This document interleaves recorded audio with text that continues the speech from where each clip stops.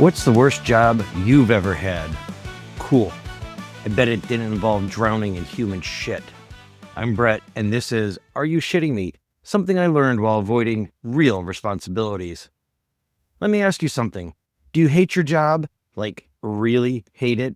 The meetings, the emails, the per my last message energy? Because if you do, I have fantastic news for you. You were not born in medieval England. Because back then, there was a real, honest-to-God job called a gong farmer. And if you don't know what that is, strap in. These people were paid to shovel human excrement out of cesspits and primitive toilets by hand at night with zero protection, no gloves, no masks, no work from home, just vibes and toxic gas. So today we're talking about the grossest jobs in history, the ones that make modern work complaints sound adorable. And at multiple points during this episode, you're absolutely going to say out loud, "Are you shitting me?" Let's start strong. Medieval cities didn't have plumbing. People used chamber pots, outhouses, or just buckets. Eventually, these cesspits filled up. Enter the gong farmer. Their job was to climb into cesspits, shovel up compacted human waste, load it into barrels, haul it away, usually to be sold as fertilizer. This was done at night between 9 p.m. and 5 a.m. because the smell was so bad it would clear the streets. They were called nightmen. The waste was called night soil. And yes, they were paid more than many skilled laborers. In the 15th century, they charged 2 shillings per ton. Some were even paid in brandy. Why? Because nobody else would do it. This wasn't just gross, it was deadly. Toxic gases built up in pits. Methane, hydrogen sulfide. People passed out and drowned. One notable incident occurred in 1325 when a gong farmer named Richard the Raker fell into a cesspit whose ceiling had rotted and drowned while collecting feces. Due to the unsavory nature of the job, gong farmers were typically well paid, but they were not well respected. Are you shitting me? Next up, the tanners. These were the people who turned animal hides into leather, and part of that process involved soaking hides in human urine.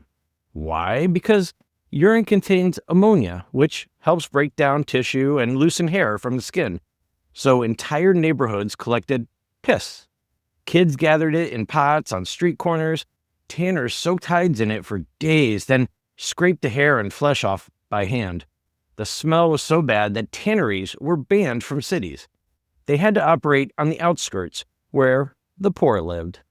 Ancient Roman laws literally restricted where tanners could set up shop because of the stench. Leather jackets are cool. Knowing how they're made, less cool. During plague outbreaks, someone had to collect the bodies. That someone was usually poor, desperate, or both. These workers, called bacchini in Florence, went door to door, pulling dead bodies into carts. No protection, no understanding of germs, and no cure. At the peak of the Black Death in the 14th century, body collectors handled around 25 million corpses. In some cities, 1,000 people died per day. They were often paid per body, which is a wild incentive structure. You didn't just risk death, you clocked in for it. Bodies were piled in mass graves, layered with dirt, like lasagna, as one witness described it. Also, people avoided body collectors, like walking death omens, which, fair. Leeches were a legitimate medical treatment for centuries. They were used for bloodletting. So someone had to collect them. How? By standing barefoot in swamps and marshes and letting leeches attach to their legs. Then you pulled them off, slowly, repeatedly, 4 hours. Each leech, that's a tongue twister, would suck for 20 minutes or more. Even after it was done, the wound kept bleeding for up to 10 hours. Leech collectors were often old, poor, and suffered from chronic blood loss and infections. No shit. In the 1830s, leeches were exported and imported. England imported 60 million from France alone. Medicine used to be, let's try this. There were also rat catchers in Victorian cities. They paid bounties. You caught them, of course, by hand. Fullers stomped cloth in vats of urine to clean them. Tooth drawers, also known as street dentists, pulled teeth in public. No anesthesia, just pliers and hope. Knocker-uppers were human alarm clocks. They knocked on windows for a living before alarm clocks existed. It was prominent during the Industrial Revolution in Britain and Ireland until the 1920s, 1960s. They were paid to wake people for work by tapping on windows with long sticks, canes, or even using pea shooters to ensure they woke up. Progress and technology didn't just eliminate jobs, they eliminated nightmares. Or maybe caused them. I thought about this recently because I was complaining about a Zoom meeting that ran too long. And then I realized, at least I didn't have to physically wade into sewage to make rent.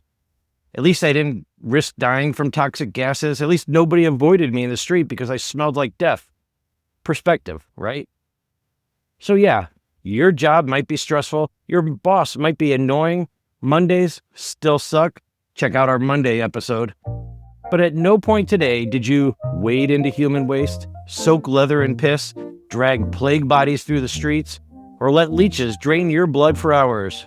And for that, you should be grateful. Progress didn't just give us technology, it gave us dignity.